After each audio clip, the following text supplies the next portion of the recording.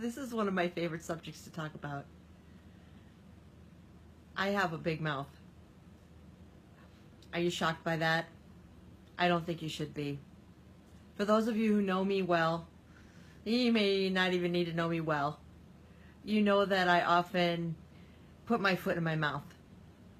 I have what we call foot and mouth disease.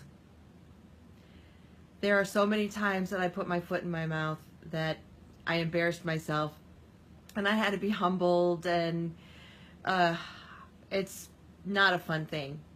For those of you who suffer from this disease, you know what I'm talking about. Well, when I became sanctified, I began to really hear from the Holy Spirit.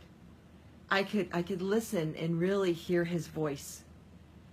And many times I could discern a person's problem when they were talking to me. I immediately understood their problem, and I knew what they needed to do to solve it. And so, of course, right away, I would tell them. And they'd get mad, and I couldn't understand. Why are you getting mad? I'm trying to tell you how to solve your problem. Well, that's not God's way. God gave me insight into their problem and insight into how to solve it in order to save that information to share with them at another time. Maybe, maybe not. Just for me to know so I could pray for them in a specific way. After a while, that started to get really embarrassing, and I wasn't getting it.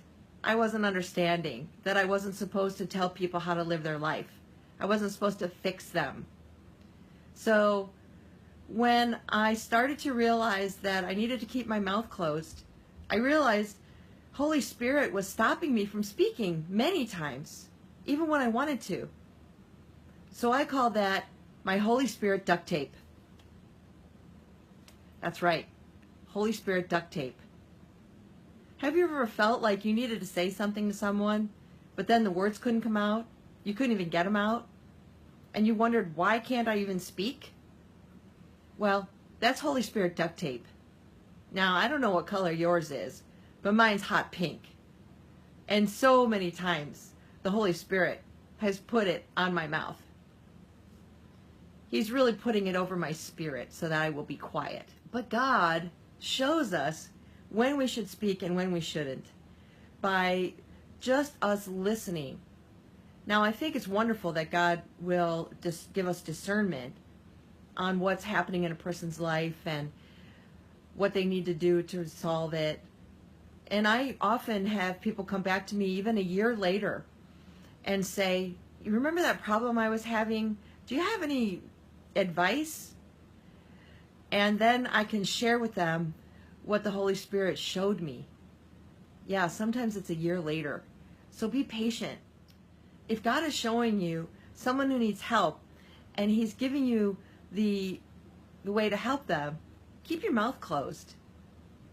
It's the best way to ensure that his words will come out in the right way at the right time for that person to receive what you're saying, to receive what God is trying to say through you as you impart wisdom, as you impart the Holy Spirit.